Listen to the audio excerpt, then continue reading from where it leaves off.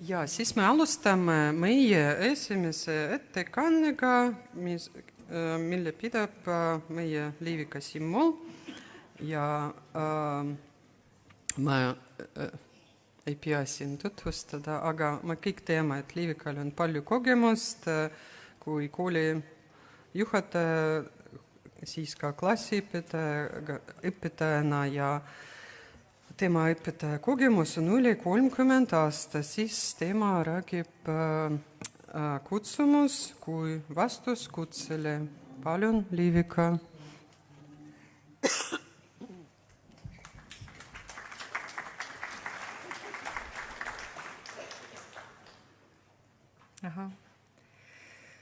Kutsumus. Kui ma olin 16-aastane, siis ma pidasin päevikut ja umbes 4 kaustikutäit kirjutasin põhiliselt sellest, kuidas ma olen armunud ühte poissi. Ja õnneks ei olnud tookord AI-d, kelle käest ma oleksin saanud nõu küsida. Õnneks ei olnud tookord ka sotsmeediat, et ma oleksin saanud teda jälgida või talle kuidagi läheneda. Sellepärast, et kõik järgnevad 40 aastat ma olen tänulik, et sellest ei tulnud midagi, sest muidu ei oleks mu elus seda imelist perekonda, kes on olnud. Aga vot nende armu õhkamiste seas ma kirjutasin ka enda elu eesmärkidest. Ja need on hästi meeles. Ma kirjutasin, et ma soovin saada kõigepealt heaks naiseks enda abikaasale, siis heaks emaks ja siis heaks õpetajaks. Hiljem ma kirjutasin sinna veel 4. heaks inimeseks. Nüüd 40 aastat hiljem ma võin öelda, et ma olen kõigis nendes üllatava järjekindlusega läbi kukkunud, aga midagi muud pole tahtnud ega valinud, vaid jäänud neile truuks.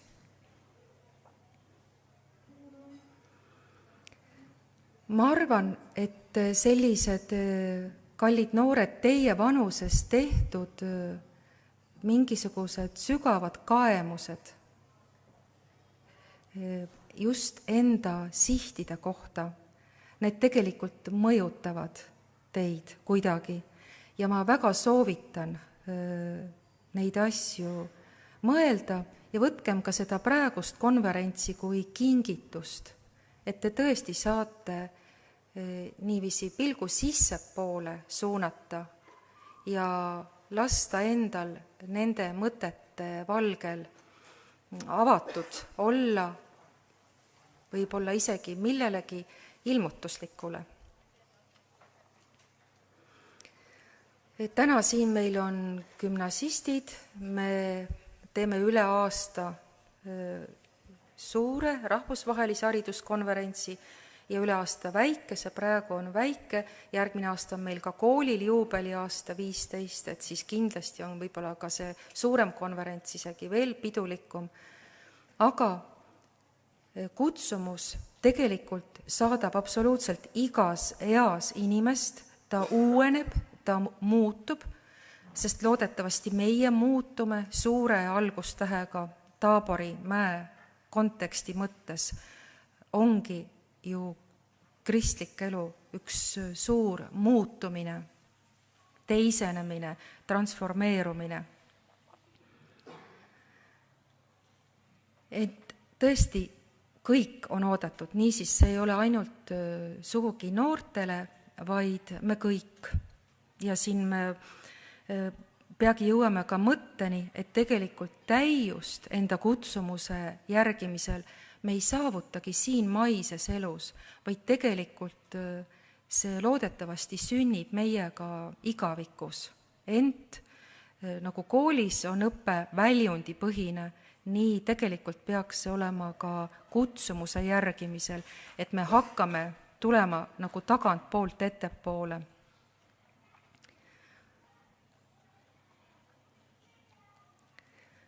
Niisiis, kutsumus kui vastus kutsele ja see ei ole siis sugugi elukutse. Ma mäletan kunagi meie kooli hea sõber, munkpreester isa Hrisanf Petseri kloostrist rääkis nii, et kui ta oli väike poiss ja küsiti, et kelleks tahad saada, siis tookord, ta on just täpselt meie eakaaslane, vastasid poisid, et autojuhiks ja bussijuhiks ja tema ei osanud vastata, sest ta mõtles, kuidas see nii on, et kas ma käin siis rool käes mööda korterit ja keeran köögist koridori ja koridorist tuppa, et ma ei taha saada autojuhiks, vaid eeskätt mingisuguseks inimeseks. Ja ma arvan, et nii ongi õige mõelda kutsumusest kui millestki märksa enamast, kui ametist või elukutsest. Tõsi, ka need on osa teenimisest ja teekonnast. Nüüd veel, kui endast rääkida, siis mulle tundub, et lapsest saadik on olnud selline igatsus Jumala järele ja ka üsna noorena, võib-olla sellise 20-sena, ma tundsin kuidagi nii suurt sellist jumalikku armastust, et mul tekkis nagu tänutunne ja ma soovisin kuidagi sellele vastata. Ja siis ma sellises naiivses lapsikus tundepuhangus, aga võib-olla ka mitte ainult, ütlesin, et ma kingin sulle vastu enda elu, iseennast. Ja ma arvan, et siin on nüüd esimene selline suur paradoks, et enda leidmiseks on mõistlik ennast kaotada, vähemalt loobuda enda tahtest. Ka see palve, mida me siin koos palume igal hommikul, sinu tahtmine sündigu. See on absoluutselt midagi muud kui see, et ma tahan, ma soovin, ma pean saama. Need on mõnikord risti vastupidised. Ja õnnelikud on inimesed, kellel on vaimulik isa, kes oskab palves, armuseisundis Jumala tahet vahendada inimesele, sellepärast et väga sageli on see üllatuslik ja võib-olla isegi ka vastumeelne, ent kui seda usaldada, siis tagantjärele, nii nagu mitte ainult selle oma malevakaaslasega, kellesse ma 16-aastaselt kõrvuni armunud olin, vaid ka paljude muude asjadega oled sa hiljem tänulik, milline õnn, et ma ei saanud, mida ma tahtsin. Niisiis see kutsumus tegelikult on Jumala kutsumine, tulge minu juurde kõik, kes te olete vaevatud ja koormatud. Lihtsalt igaühe tee sinna on täiesti erinev ja see on suur saladus ja ka suur asi. Ja sageli, nii nagu meil sellel tunnuspildil oli niisugune udusse varjatud mäetipp, nii on ka see kutsumus sageli meie eest varjatud, ent seda on võimalik õppida lugema nagu Jumala käekirja. Ja võib-olla tõesti mingisugusest udust tuleks kõrgemale püüelda, et olla avatud siis sellele laiemale perspektiivile. Niisiis kutsumus kui teekond, kui ka siis selline sügavam ja puhtam tõde meie enda ja elu kohta üldse. Ja kui me saame aru, et meie elu on parimal juhul sünergia ja nii, et tegelikult Jumal tegutseb ja meie töötame kaasa, et see aktiivsuskese ei ole ainult meis, siis me näeme, et ka see kutsumus on selle jumaliku sünergia avaldumisjuhtum. Oluline on isiksuse printsiip. Iga inimene on kordumatu, ainulaadne ja ka igaühe tee on eripärane ja unikaalne.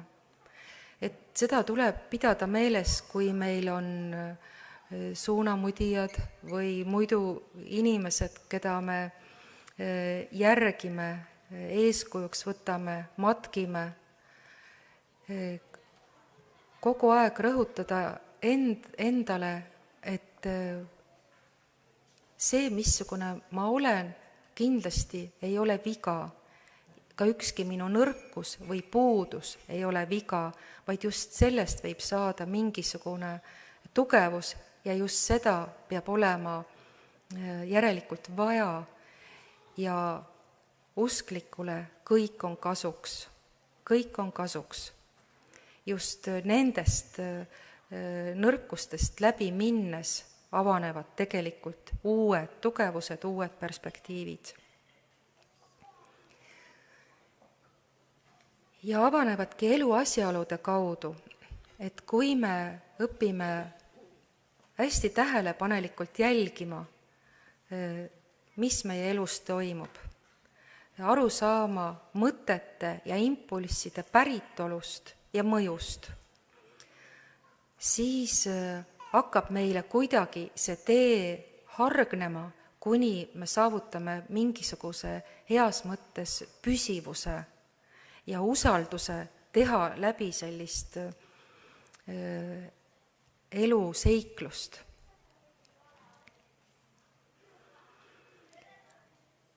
Ja veel kord, et seda nii-öelda ametite või eriala leidmise teemat siit nagu pehmendada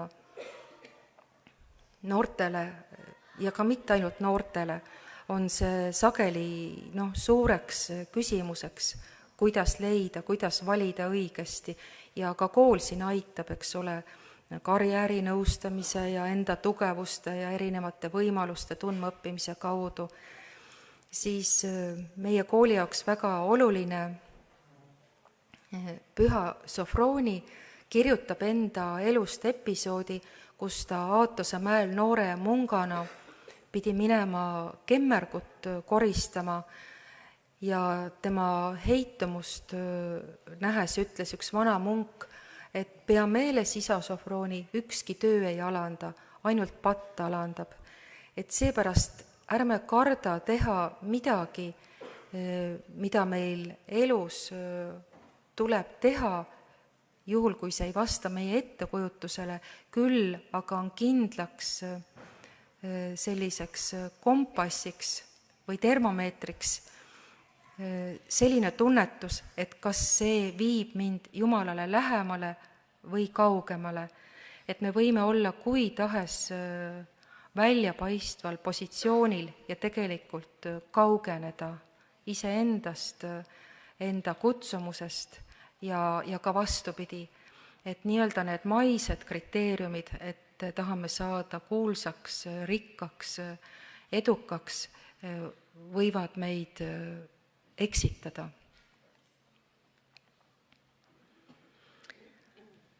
Nii, sellest me just rääkisime, otsuste ja valikute õigsuse test, kas viib tegelikult selle kutsumuse sihile ehk Jumalale lähemale või kaugemale. Ja sageli ka siis, kui me oleme nii-öelda tunneme, et ma olen õiges kohas, see on minu stiihia, ma olen siin nagu kala vees, siis tegelikult me teeme elu jooksul päeva jooksul väga palju otsuseid ja saame selgesti aru, et kui me teeme mingisuguse iseka valiku, see viib meid kaugemale. Kui me viime ellu mingisugust enda tahte vastast teise heaks tehtud otsust, siis tegelikult tunneme armastust. Et armastuse puhul, mida me kõik otsime, on alati nii, et kõigepealt tegu ja siis tunne, et seda ei tasu segi ajada sugugi selle romantilise kiindumusega, et ma armastan sind, et sealt meie juba biokeemia ei pea vastu sellele, see on meile antud, eks ole, selleks, et me suudaksime luua lähisuhteid, aga sealt edasi armastuse all me mõtleme eeskätt tegu teise rõõmuks. Ja kas me oleme õigel teel või mitte, siis selline kompass veel, kas tulevad head viljad. Järelikult on meie puu õigesse kohta juurdunud. Kui viljad on mingisugune rahutus, mingi segadus, mingid konfliktid, järelikult puu on vale, nende mõtete või impulsside päritolu on vale. Ja veel kord Püha Sofrooni tsitaat: kui meie vaim ühineb Jumalaga, siis läheb meie sees täide meie looja nõu. See nõu saab nii täielikult teoks, et meie ellu ei jää mitte mingit avaldumata potentsiaali ega teostumata võimalusi. Jumala sarnasuse järgi saab meie elust puhas tegu. Et mingis mõttes me kõik soovime, et meie potentsiaal saaks avaldatuks, rakendatuks, teostatuks ja ka ütleme, viiks meid kaugemale iseendast, et niiviisi just kui leiame ka selle tunde, et olen olnud kui tahes vilets, olen ma siiski olnud kõlbulik tööriist. Nüüd selle kohta, eks ole, et ajad võivad olla kiiresti muutuvad, kiiresti vahetuvad, aga tegelikult see kutsumus on sama eile, täna ja homme. Ta on püsiv ja ta on igavikuline, et selles mõttes on see nagu üks selline puhas telg ja nii horisontaal kui vertikaaltelg ühtaegu. Seda tasub ka otsida, mitte minna kaasa nii-öelda kiiresti muutuvate piltidega. Ja loen jälle Püha Sofrooni mõtteid. Inimesel, kes soovib täita oma jumalikku kutsumust, tuleb leida tee jumaliku hingamise muutumatusesse. See muutumatus ei ole muidugi passiivne. See muutumatus pole mitte surnud, vaid igavesti elav. Tegelikult ei suuda ükski inimene oma kutsumust täielikult teoks teha, kui viibib veel maise elu piirides. Siin maa peal teeme algust, mis puutub täiuslikkusesse, siis see saab teoks alles siis, kui oleme siit ilmast lahkunud. Ma arvan, et see on ühtaegu vabastav ja kinnitav, see mõte. Ma arvan, et oma kutsumuse leidmiseks tuleb palvetada. Ja kust tulevad vastused? Ma hea meelega soovitaks teil AI käest isiklikke küsimusi mitte küsida, vaid A ja O käest. Kristus ütleb, mina olen A ja O. Et ei ole vaja anda ära enda sellist vaimset tundlikkust, erksust, intuitsiooni ja minna lihtsama ja tegelikult ennustamatu nii-öelda garantiiga teele, vaid jätta see kohtumispaik vastusteks ja küsimusteks enda südamesse. seetõttu soovitan teil regulaarselt enda ellu kutsuda selliseid vaikuse kogemusi ja kuulatada, võtta kuulda ja siis ka kuuletuda ja niiviisi proovida, kas ma sain õigesti aru, kas see on see ja siis minna edasi.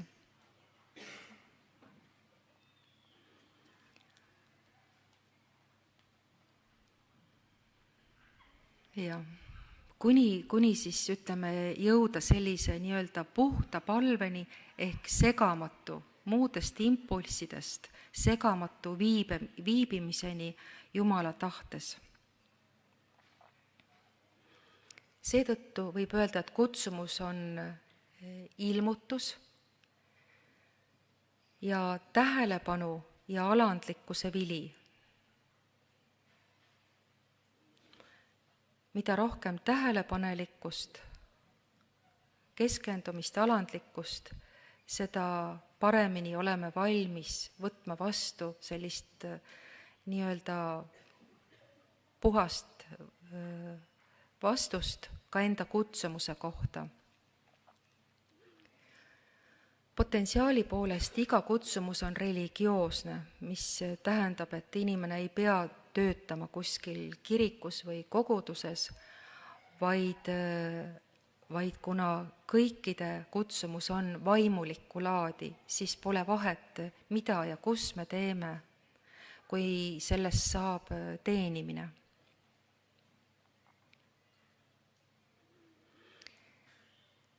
Ja kui me oleme liiga takerdunud, eks ole, selliste elamuste otsimisse, siis tegelikult sellist vaimulikku tunnetust ongi raske vastu võtta, et seetõttu tuleb ka hoolitseda enda kui instrumendi puhtuse ja tundlikkuse eest. Ja loomulikult võrdlemine, laikide otsimine, sõprade arvukus, see kõik, mu kallid, eksitab. See võib olla tore, see võib olla valulik, aga see ei ole see, millest lähtuda.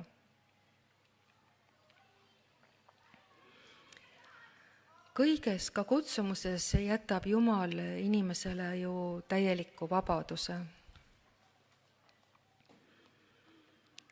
Ja kui me nii-öelda vastame, näitame aktiivset valmidust,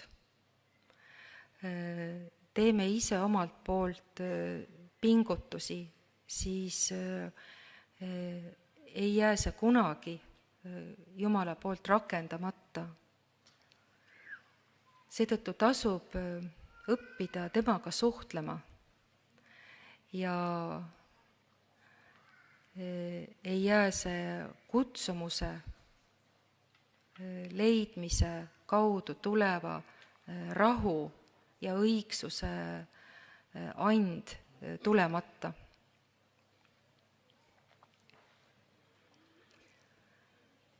Nüüd universaalne kutsumus kujust sarnasusse, see on nüüd see, millest ma siis räägin. Ja meie kallis Toomas on teinud tähed nii väikeseks, et ma ei näe, mis seal kirjas on sellel armsal ekraanil, aga ma aiman, et seal on ühesõnaga see meie potentsiaali rakendumine, eks ole,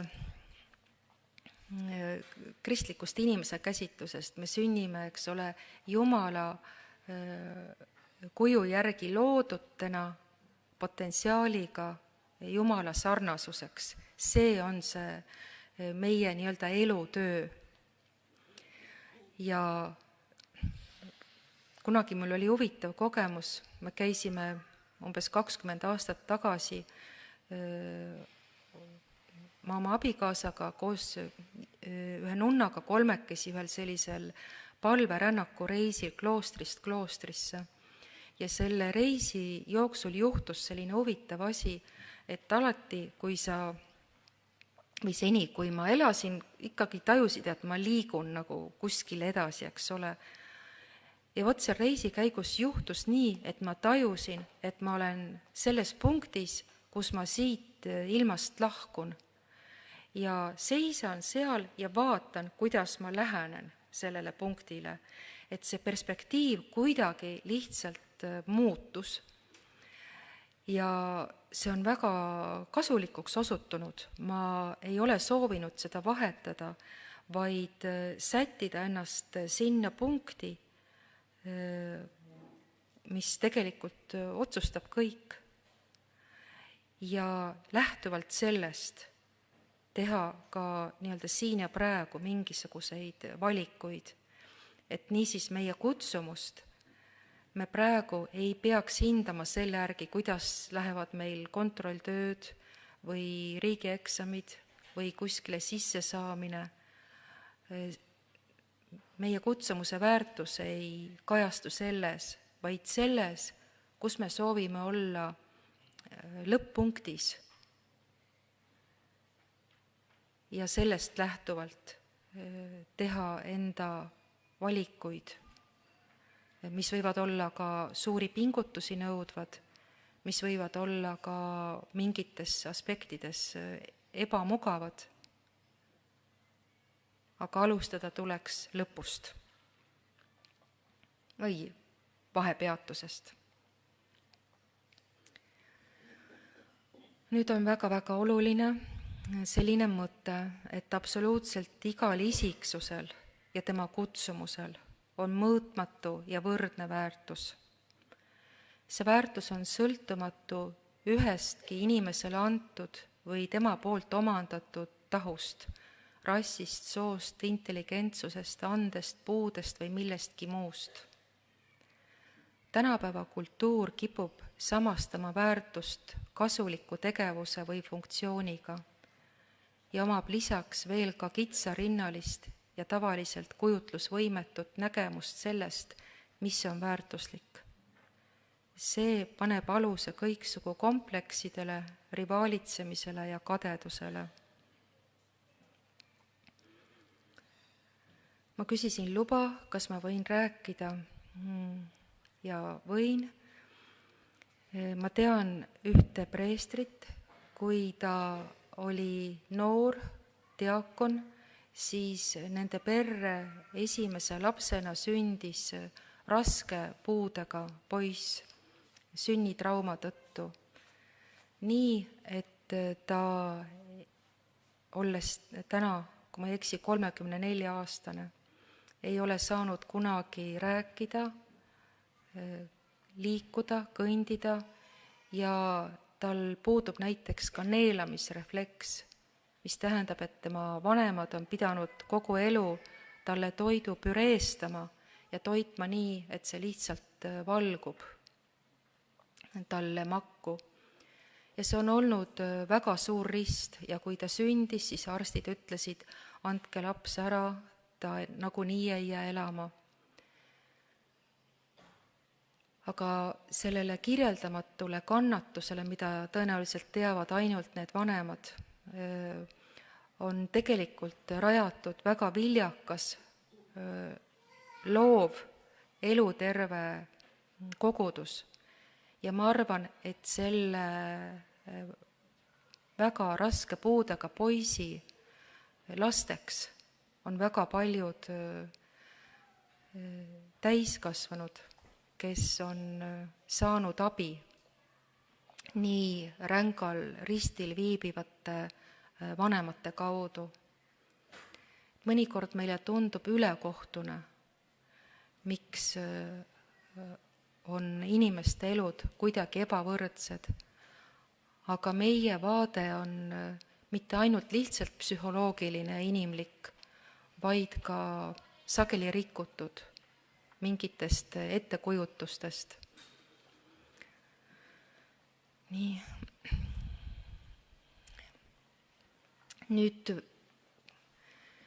on väga suur surve noortele olla populaarne ja võib-olla meil kõigil soov olla armastatud, aga need päästvad käsusõnad meile on öeldud armasta. Meie peame armastama ja mitte soovime olla armastatud.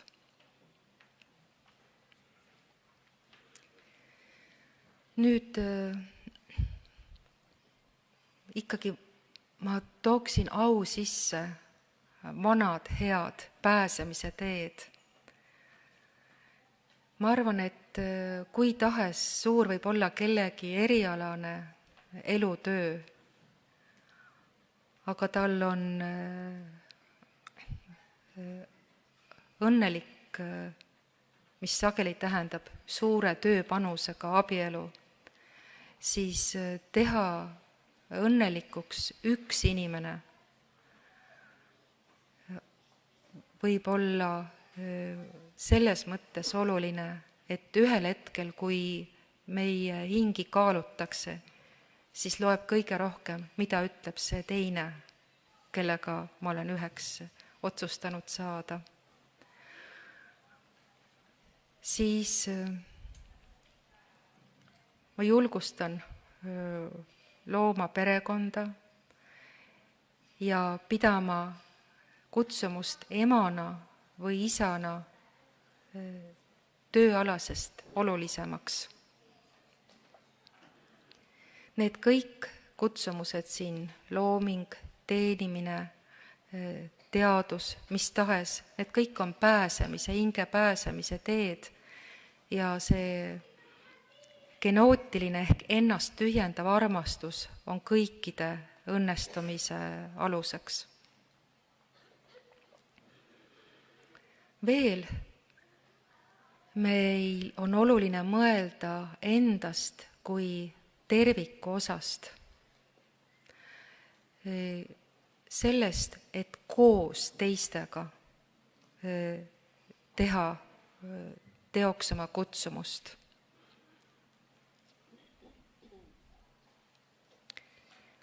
Ja siin siis see saladus, isikliku ja üldise niisugune paradoks, ja Irina juba annab märku. Lõpetan siis mõtetega Arvo Pärdilt. Rääkima ei pea, aga armastama peab. Komponeerima ei pea, raamatut kirjutama ei pea, aga armastama peab. Sest meie oleme loodud just armastuse valemi järgi. Ja kui me tunneme, et me seda ei suuda, siis peame meeles, et meie kindlasti, igaüks meist on väga armastatud. Ja selles jumaliku armastuse suhtes koorub ka tõde meie endi kohta. Aitäh! Kas on küsimusi?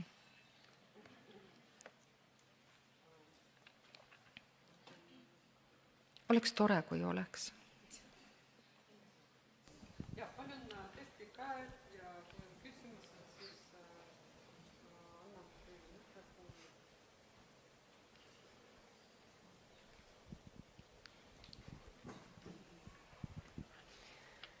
Aitäh ettekande eest, et tahaks küsida, te ütlesite juba 16-aastasena teadsite, et soovite saada heaks õpetajaks.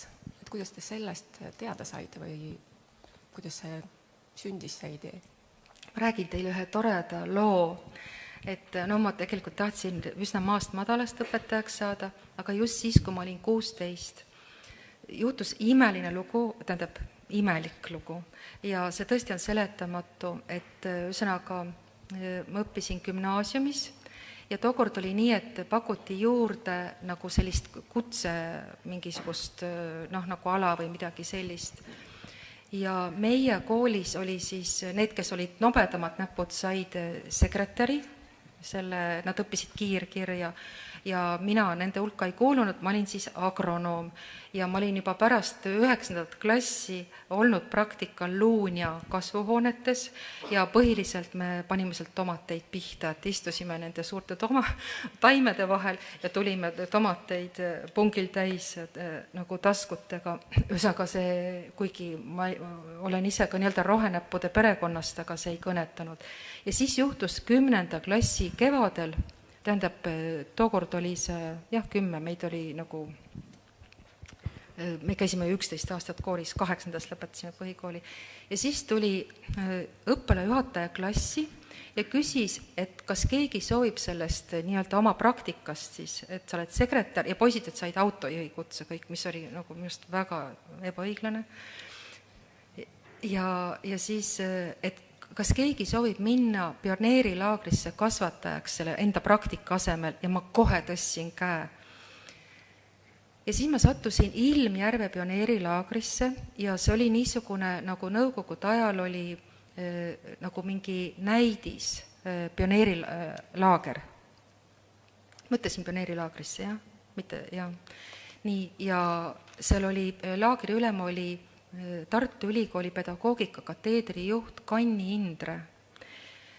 Ja seal oli siis 3 rühma ja kui me läksime, siis teised kasvatajad olid eripedagoogika tudengid. Ma ei tea, kuidas ma sinna sattusin.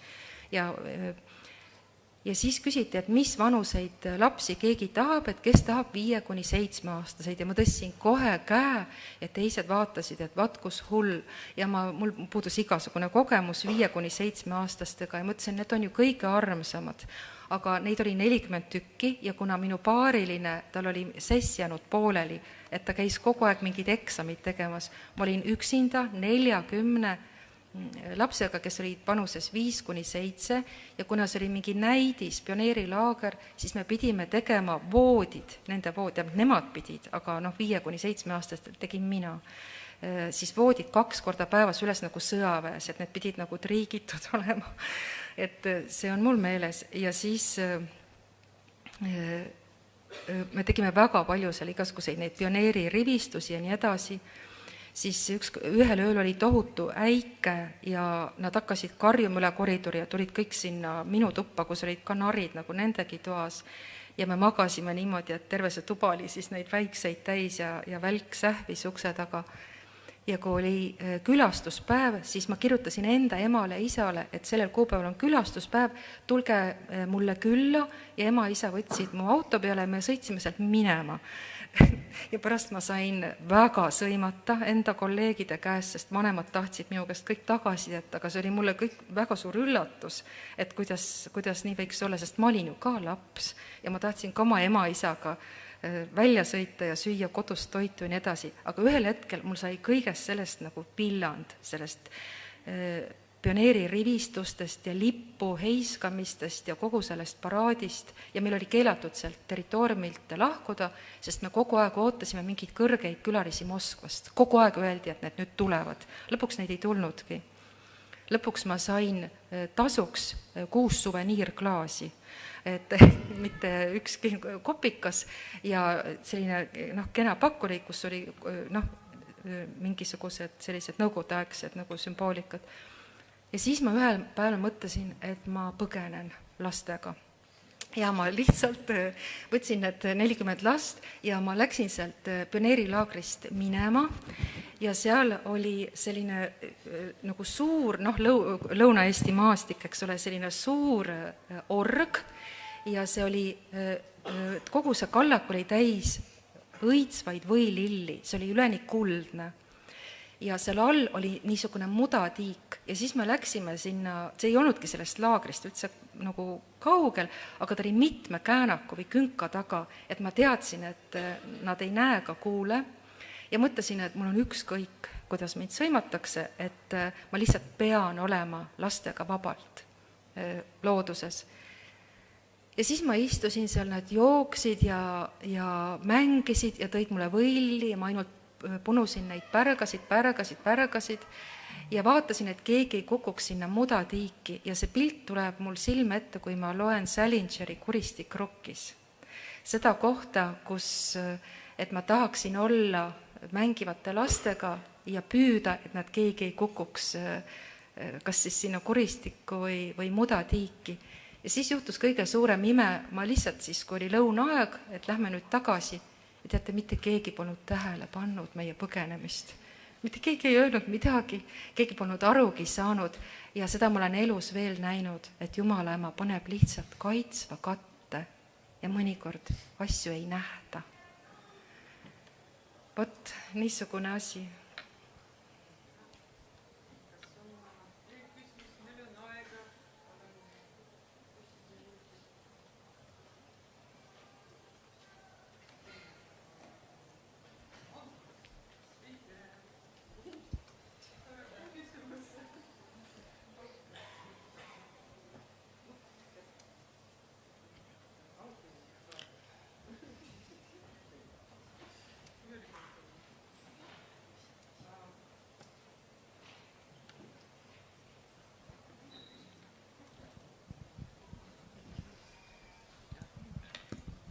Suur tänu ettekande eest.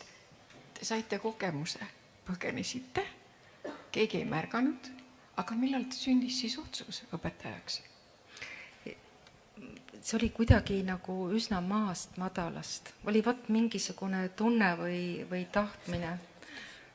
Ja, et no see lihtsalt on alati meeldinud.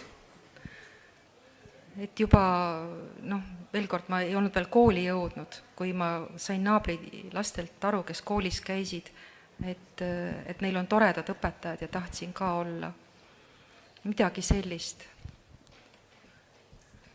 Ja, et ma arvan, et see on lihtsalt olnud kuidagi kaasas. Ja veel kord, ma olen saanud ka natuke muud teha ja seda tugevam on see niisugune armastus haridusvaldkonna vastu, et ma olen väga tänulik, et ma saan töötada koolis.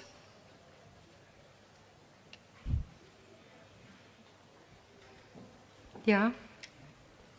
Aha. Aitäh väga põneva ettekanne eest. Mul on üks küsimus. Te mainisite seda, et kutsumus on kui muutmine just selle isanda muutmise kontekstis. Ja kui ma õigesti mäletan oma piiblit, siis seal oli vist Peetrus ja Johannes. Ja kas Peetrus ütleb Jeesusele, et meil on siin nii hea olla, et teeme siin, ma ei tea, mingisugused asjad, kus me nagu jäämegi.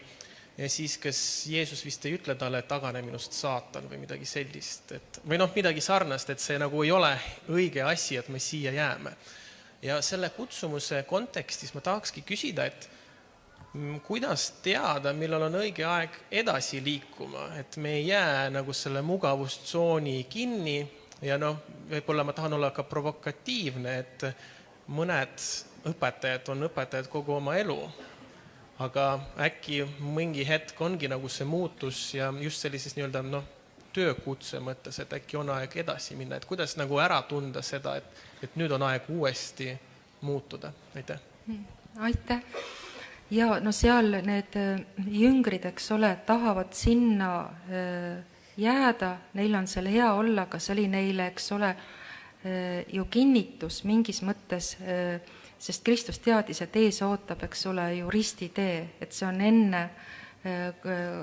enne kannatusi ja tegelikult ei muutunud ju tema, vaid lihtsalt ta avas seal jüngrite silmi, et nad näeksid teda ja suudaksid, kuigi neil oli seal ju ilmselged kimbatused ikkagi, et